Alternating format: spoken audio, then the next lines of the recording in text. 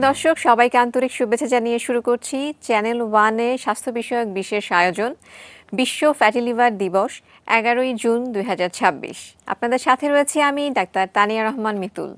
দর্শক, আজ আমাদের সাথে অতিথি হিসেবে রয়েছেন অধ্যাপক ডাক্তার সেলিমুর রহমান। তিনি প্রাক্তন অধ্যাপক, লিভার বিভাগ, বাংলাদেশ মেডিকেল ইউনিভার্সিটি এবং বর্তমানে সিনিয়র কনসালটেন্ট, হেপাটোলজি বিভাগ, ল্যাবএইড হসপিটাল। আমাদের এই আয়োজনটি সার্বিক তত্ত্বাবধানে রয়েছে বিকন ফার্মাসিউটিক্যাল লিমিটেড।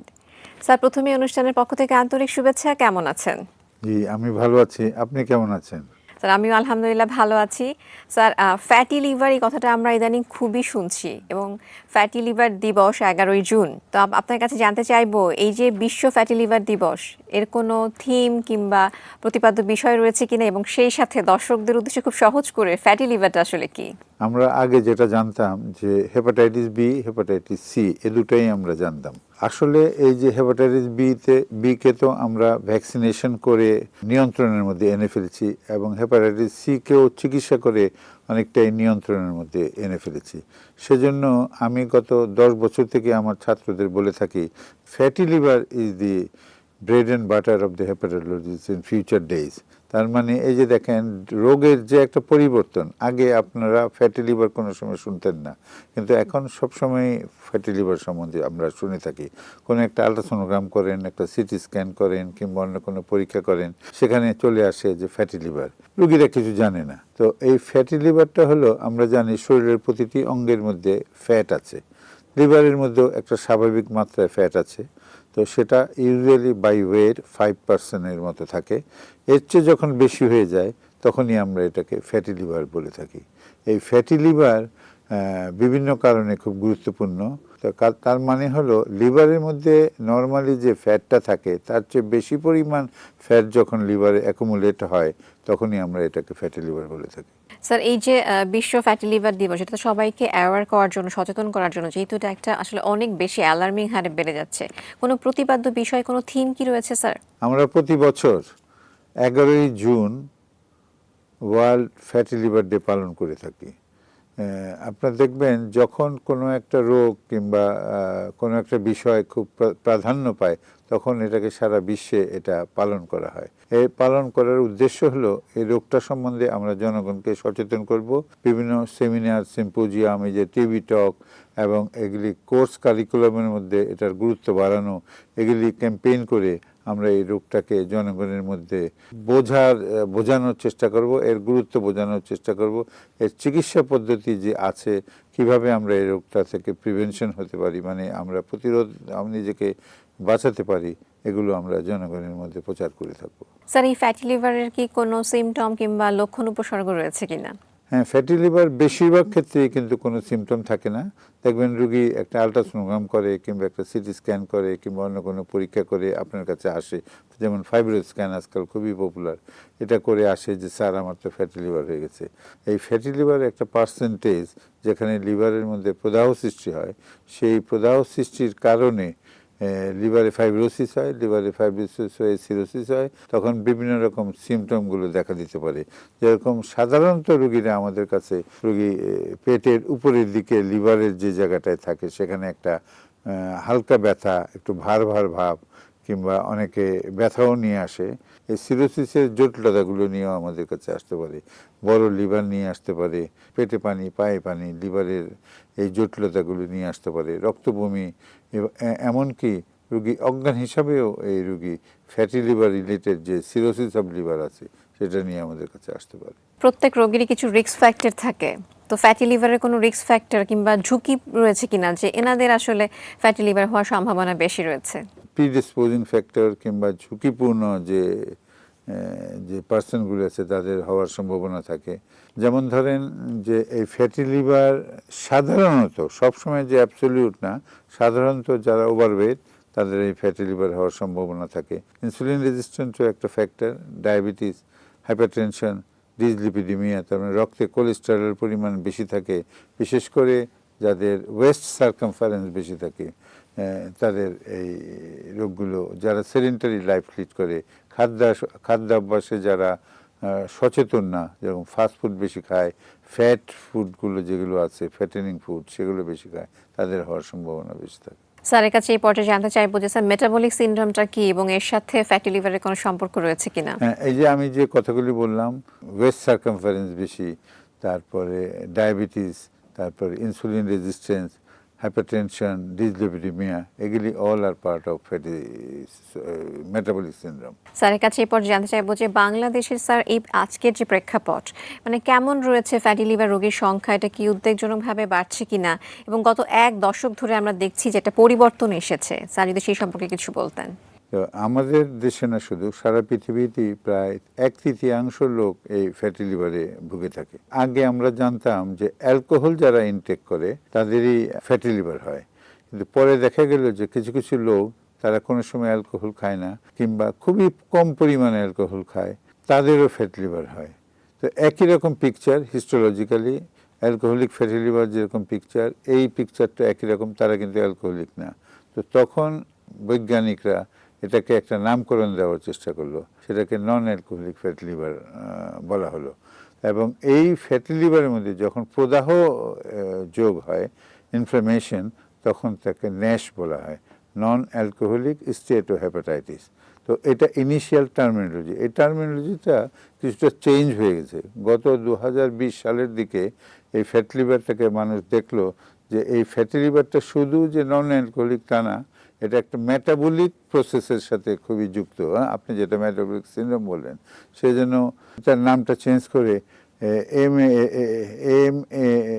MAFLD করলো, মানে NAFLD থেকে MAFLD হলো, এবং ওটাকে যেটাকে আমরা ন্যাশ বলতাম সেটাকে ম্যাশ বলা হলো।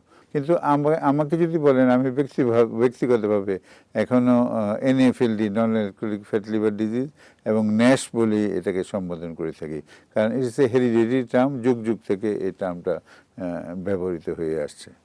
স্যার এই শহর এবং গ্রামাঞ্চলের আমরা দেখি যে আমাদের লাইফস্টাইল অনেকটা পরিবর্তন হয়ে গেছে, খাদ্যাভ্যাস পরিবর্তন হয়ে গেছে। এই পরিবর্তন কি এই ফ্যাটি লিভার বৃদ্ধির পিছনে কোনোভাবে কাজ করছে কিনা? অবশ্যই অবশ্যই। একটা হলো অ্যালকোহলিক ফ্যাটি লিভার, যেটা সেটাও বেশ পরিমাণে বেড়ে গেছে, কারণ আমাদের দেশের অর্থনৈতিক অবস্থার উন্নতির সাথে সাথে অ্যালকোহল কনজামশনে বেড়ে গেছে, এবং এই অ্যালকোহল কনজামশন বাড়ার সাথে সাথে অ্যালকোহলিক ফ্যাটি লিভার। এছাড়া নন অ্যালকোহলিক ফ্যাটি লিভারও বি ভাইরাসকে আমরা নিয়ন্ত্রণ করেছি, সি ভাইরাসের খুব ভালো চিকিৎসা আছে, সেটাকেও আমরা নিয়ন্ত্রণ করেছি। সুন্দর বলেছেন স্যার। এবার জানতে চাইবো যে আমরা হয়তো বা ভাবি যে লিভারের ডিজিজ হয়তো শুধু বয়স্কদেরই হবে, শিশু কিশোরদের মধ্যে কি ফ্যাটি লিভারের প্রবণতা বাড়ছে জি, কিনা? অবশ্যই অবশ্যই। আমরা শিশু কিশোরদের মধ্যে ফ্যাটি লিভার দেখে থাকি, এবং দেখবেন আমরা আমাদের মায়েরা বাবারা আমরা মনে করি আমার বাচ্চাটা যদি একটু নাদুস নুদুস মোটাসোটা হয় তাহলে দেখতে খুব সুন্দর হয়, এবং আমরা পছন্দ করি সেটা, কিন্তু আসলে কিন্তু সেটা ঠিক না। এই নাদুস নুদুস ওভারওয়েট যে বাচ্চারা ভবিষ্যতে কিন্তু ওভারওয়েট থাকে, এবং তাদেরই কিন্তু ফ্যাটি লিভার হওয়ার সম্ভাবনা বেশি থাকে। স্যার শুধু কি যারা আসলে স্থূলকায় তাদেরই কি ফ্যাটি লিভার হয়, নাকি না, যারা শুধু লিন তাদেরও স্থূলকায় হতে না, পারে? অন্যান্য অভ্যাসও আছে, সেডেন্টারি লাইফস্টাইল। যেমন বাচ্চারা দেখেন, আগে আমরা বিকেলবেলা মাঠ ছিল একটা, বাচ্চাদের দোষ দিয়ে লাভ নেই, তারা মাঠ পায় না, আমরা খেলাধুলা করতাম সন্ধ্যা পর্যন্ত। মা আমাদেরকে বকুনি দিত যে কেন সন্ধ্যার পরেও অনেক সময় আমরা লেট হয়ে যেত, কিন্তু বাচ্চারা কি করে, এখন খেলাধুলার কোনো প্রশ্ন আসে না, তারা স্কুলে যায়, স্কুল থেকে আসে, হোম টাস্ক করে, বসে কম্পিউটার ল্যাপটপ এগুলি নিয়ে বসে ঘরের মধ্যে থাকে। তার মানে তারা একটা সেডেন্টারি লাইফ লিড করে। আমরা যখন বাচ্চাদের টিফিন দিই, টিফিনটা আমরা মায়েরা খেয়াল করি না, ফাস্টফুড একটা বার্গার কিনে হয়তো দিয়ে দিই, বাচ্চাটা বার্গারে আশ্বস্ত হয়ে যায়। তখন যে এই যে একটা শাক সবজি খেতে হবে, ব্যালেন্স ডায়েট খেতে হবে, এটা কিন্তু তার অভ্যাস গড়ে ওঠে না। তো এই বাচ্চাগুলি ভবিষ্যতে কিন্তু তার ফুড হ্যাবিটটা কিন্তু ভালো ফুড হ্যাবিট হিসাবে গড়ে ওঠে না। যারা ধরেন স্যার বলবো যে লিন, মানে মানে শুকনা বাংলা আমরা যেটা বলি আর কি, তো তাদেরও কি ফ্যাটি লিভার হতে পারে কিনা? লিন ম্যাশ নামে একটা কথা আমরা শুনে থাকি। লিন মানে যাদের ফ্যাট নাই, যাদের বিএমআই নর্মাল কিংবা কম, তাদেরও কিন্তু ফ্যাটি লিভার হতে পারে। দেখা গেছে তারা ওয়েট নর্মাল হওয়ার পরেও তাদের লিভারে কিন্তু ফ্যাট অ্যাকুমুলেশন বেশি থাকে, এবং এই রুগীদেরকে একটা গুড পার্সেন্টেজ, প্রায় কোনো কোনো দেশে 7%, কোনো পার্সেন্ট একটু বেশি 17% লিন ফ্যাটি লিভার। এদের কিন্তু এই যে নর্মাল যে fatty liver, obeys fatty liver, এগুলো যেরকম কমপ্লিকেশন করে, এই লিন ফ্যাটি লিভারের রুগীদেরও কিন্তু সেম কমপ্লিকেশনগুলি হয়ে থাকে, এবং আমরা যখন চিকিৎসা করি এদেরকেও সেভাবেই চিকিৎসা করতে হয়। তার মানে এটা আগে যে একটা ধারণা ছিল যে অবশ্যই ফ্যাটি লিভার মানে ফ্যাটি হতে হবে, সেটা না, ফ্যাটি না হয়েও ফ্যাটি লিভার হতে পারে, যেটা একটা আলাদা ক্লাসিফাইড গ্রুপকে লিন ফ্যাটি লিভার বলে থাকি আমরা। স্যার ফ্যাটি লিভার ধরেন রয়েছে, তো পরবর্তীকালে এই ফ্যাটি লিভার থেকে সিরোসিস অফ লিভার, যেটাকে আমরা লিভারের ক্যান্সার বলে থাকি, সেটা হওয়ার সম্ভাবনা রয়েছে কিনা? জি, খুবই ভালো প্রশ্ন করেছেন। আমরা প্রায়ই দেখি আমাদের আমরা যারা হেপাটোলজিস্ট কিংবা গ্যাস্ট্রোএন্টারোলজিস্ট না, তাদের কাছে ফ্যাটি লিভার রুগীগুলি যখন যায়, ওনারা কিন্তু এই ফ্যাটি লিভার রুগীকে একটু অবজ্ঞা করেন, বলে ফ্যাটি লিভার কিছু না, ভালো হয়ে যাবে, এটা কোনো অসুবিধা করে না, ভয়ের কিছু নাই। তো বেশিরভাগ ফ্যাটি লিভারের ভয়ের কিছু নেই, এটা সত্যি কথাই। তবে একটা গ্রুপ, যেখানে আমি কিছুক্ষণ আগে বললাম যে ইনফ্লামেশন থাকে, যাদেরকে আমরা ন্যাশ কিংবা ম্যাশ বলে থাকি, তো এই ফ্যাটি লিভারগুলো কিন্তু অবশ্যই জটিলতা সৃষ্টি করে। বি ভাইরাস, সি ভাইরাস লিভারের মধ্যে প্রদাহ করে। এই ফ্যাটের যখন আধিক্য থাকে, বেশি ফ্যাট থাকে লিভারে, তখন এগুলো লিভারে প্রদাহ সৃষ্টি করে। যে কোনো জায়গায় প্রদাহ সৃষ্টি করলে আমরা জানি যে সেখানে ফাইব্রোসিস হয়। এই ফাইব্রোসিস যখন মাত্রা অতিরিক্ত হয়, বেশি ফাইব্রোসিস হয়, অ্যাডভান্স ফাইব্রোসিস হয়, সেটাকেই আমরা লিভার সিরোসিস বলে থাকি। তো এই লিভার সিরোসিস মানে হলো লিভার সিরোসিসের যতগুলো জটিলতা আছে সবগুলি হবে। এর মধ্যে হেমাটোমেসি, রক্তবমি, রক্ত পায়খানা, পেটে পানি, অজ্ঞান হয়ে যাওয়া, এবং লাস্টলি যেটা আমরা বলে থাকি যে হেপাটোসেলুলার কার্সিনোমা, ক্যান্সার হওয়া, এগুলি সব জটিলতাই হতে পারে।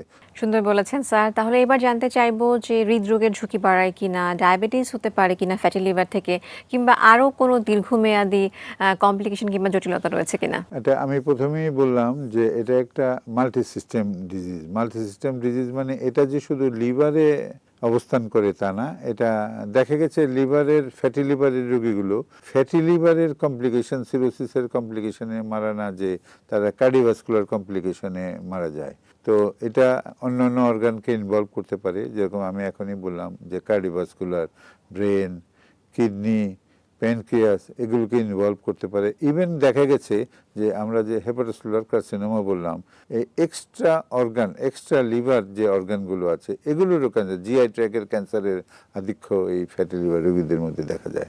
স্যার ফ্যাটি লিভার নির্ণয় বর্তমানে আসলে কি ধরনের ডায়াগনস্টিক ব্যবস্থা আমাদের দেশে রয়েছে, কিংবা স্ক্রিনিং কোনো প্রসিডিউর রয়েছে কিনা? আমি যা বুঝলাম তাতে যে ডায়াগনস্টিক ফ্যাসিলিটি আমাদের দেশে কি কি আছে, তো আমরা সিম্পল যেটা ডায়াগনোসিস করতে পারি, আমরা রুগীরা আসলে যখন দেখবেন যে বিদেশে যায় কিংবা অন্য কোনো কারণে পরীক্ষা নিরীক্ষা করে, সেই পরীক্ষা নিরীক্ষাতে ধরা পড়ে যে তার ফ্যাটি লিভার আছে। এটা দেখা যায় লিভার ফাংশন করতে গেলে এসজিওটি, এসজিপিটি, এই যে এই দুইটা লিভার এনজাইম আছে, এই এনজাইম দুইটা বেড়ে যায়। তো রুগীরা এটা নিয়েও আমাদের কাছে আসে। এছাড়া একটা আলট্রাসোনোগ্রাম করে লেখা থাকে এখানে ফ্যাটি লিভার, সেটা নিয়েও আমাদের কাছে আসে। এছাড়া এখন আরেকটা অ্যাডভান্স পরীক্ষা আছে, সেটাকে আমরা ফাইব্রো স্ক্যান বলে থাকি। এটা ফাইব্রো স্ক্যানটা আরও ভালোভাবে শুধু ফ্যাটি লিভার না, কত পার্সেন্ট ফ্যাট আছে সেগুলিও নির্ণয় করা যায়।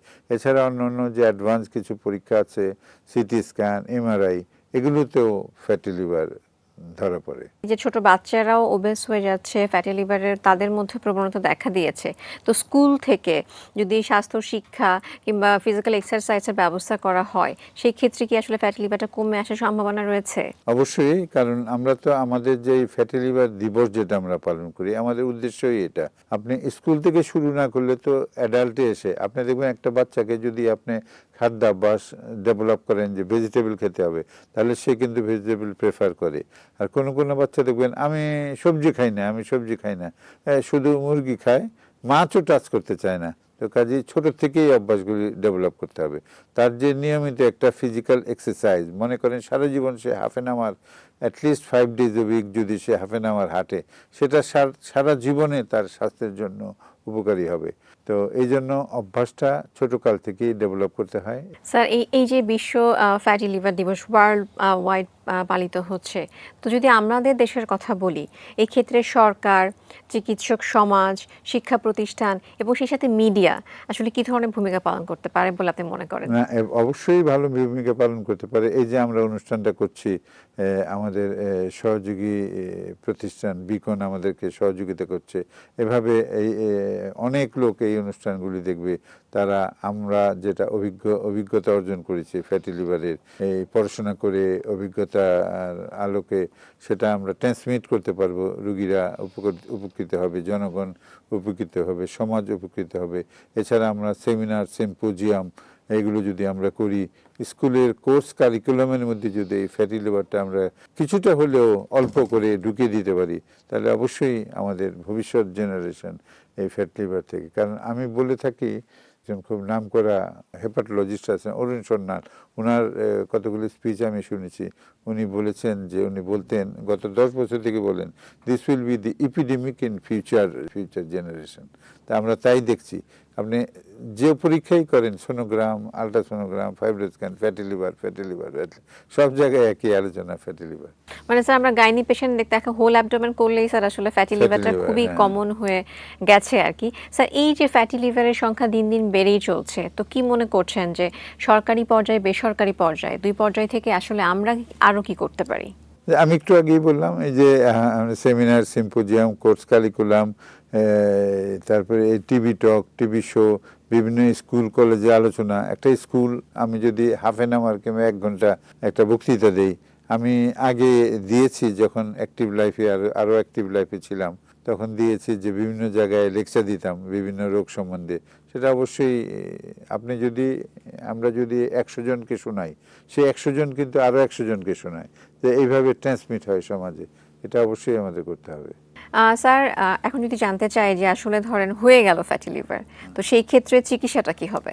আচ্ছা, ফ্যাটি লিভার হয়ে গেলে আমরা অ্যাসেসমেন্ট করব আসলে তাকে লিভার ফাংশন দিয়ে, ফাইব্রো স্ক্যান দিয়ে, আলট্রাসোনোগ্রাম দিয়ে, এবং প্রয়োজনে কোনো কোনো ক্ষেত্রে রিয়ারলি আমরা বায়োপসিও করে থাকি। এগুলি করে তাকে অ্যাসেস করব যে ও কি সিম্পল ফ্যাটি লিভারের রোগী নাকি ন্যাশ কিংবা ম্যাশের রোগী। তো ম্যাশ এটা ডিফারেন্স করতে হবে। সিম্পল ফ্যাটি লিভারকে অ্যাডভাইস করলেই হবে, যেরকম সে যদি ওবেস থাকে, এটা ওজন কমানোর অ্যাডভাইস। সেডেন্টারি লাইফ হয়, তাকে হাঁটা চলার অভ্যাস ডেভেলপ করতে বলতে হবে, তার ফুড হ্যাবিট সম্বন্ধে বলতে হবে, তার রক্তে কোলেস্টেরলের আধিক্য থাকলে সেটা চিকিৎসা করতে হবে, প্রেশার, ডায়াবেটিস এগুলো থাকলে চিকিৎসা করতে হবে। এইভাবে করলেই হবে।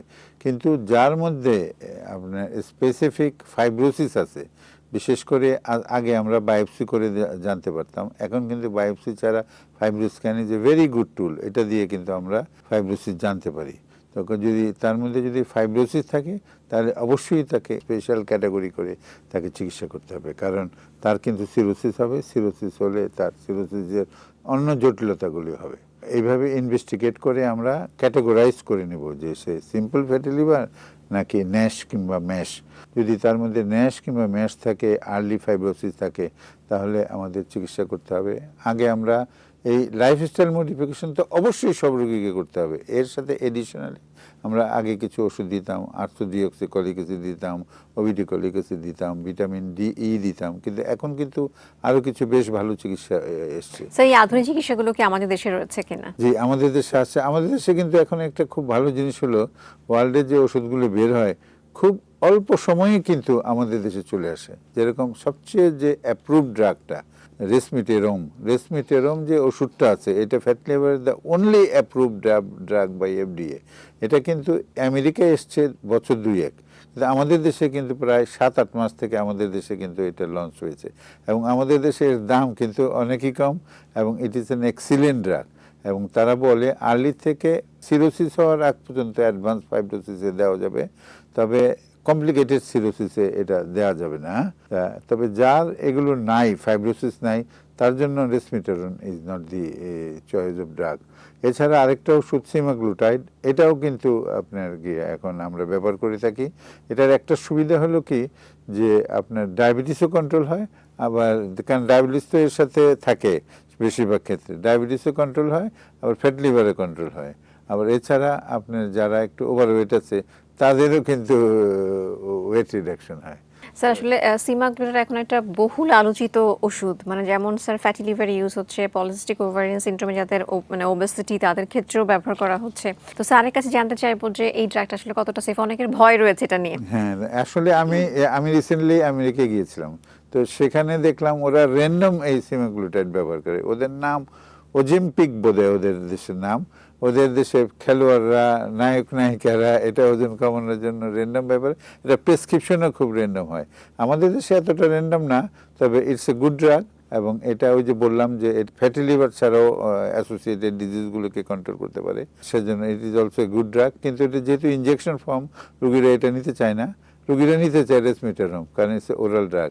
এবং আমি দুইটাই ব্যবহার করে দেখেছি, সাইড এফেক্ট খুব একটা না। যেটা রোগীরা সাইড এফেক্ট হিসেবে মনে করে, একটু বমিটিং টেন্ডেন্সি হয়, অনেকের ডায়রিয়া হয়, হ্যাঁ, বেশিরভাগ ডায়রিয়া হয় না, বমিটিং, পেট ফাঁপা, রুচি নষ্ট। তো এটা তো হবেই, কারণ রুচি বাড়িয়ে দিলে তো আপনি শুকাতে পারবেন না। আর স্যার যেটা ব্যাপার হচ্ছে ইনজেক্টেবল যেটা, সেটা কিন্তু খুবই সহজ, ইনসুলিনের মতো সাবকিউটিনিয়াস, কিন্তু একদম নিজেই কিন্তু নিতে পারেন, আর এটা তো প্রিফিল থাকে।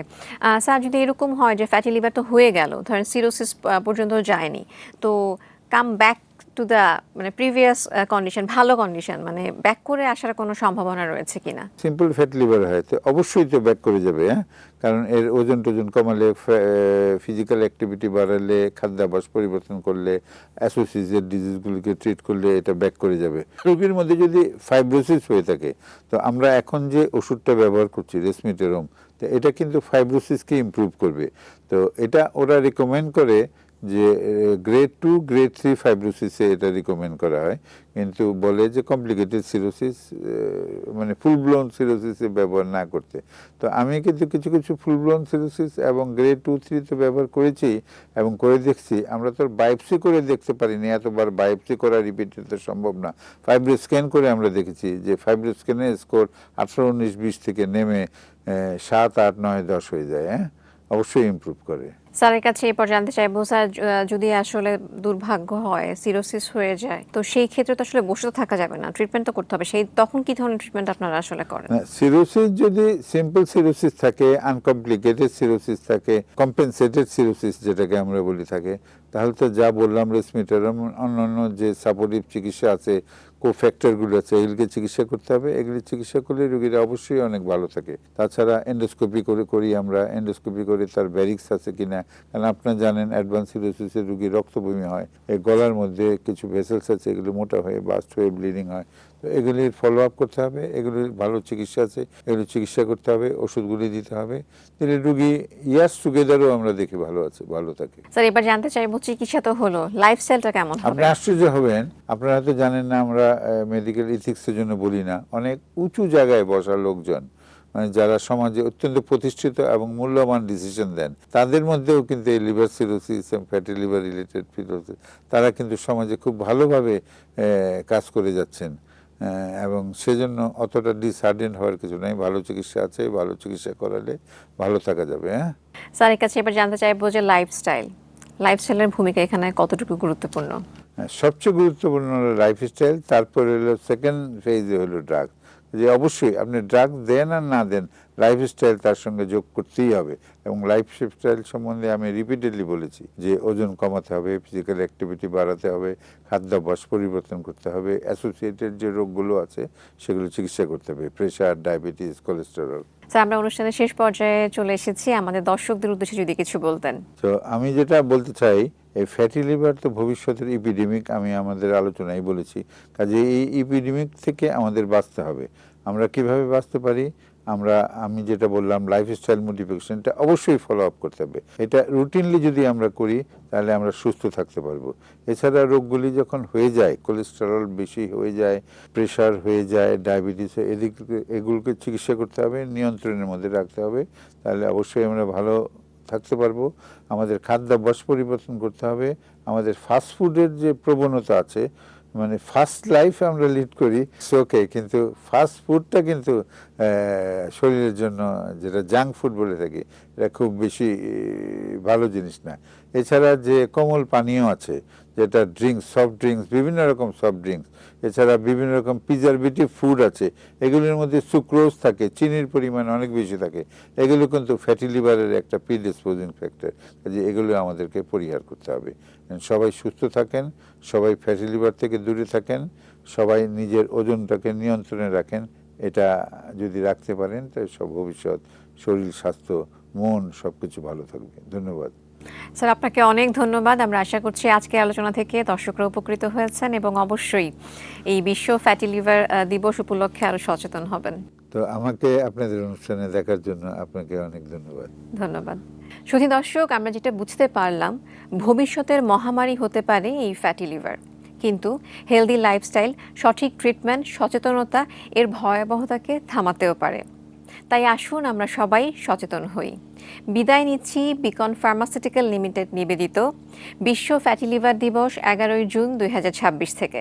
আবারও দেখা হবে নতুন কোনো স্বাস্থ্য তথ্য নিয়ে। সেই পর্যন্ত সকলে ভালো থাকুন, নিরাপদে থাকুন, চ্যানেল ওয়ানের সাথেই থাকুন।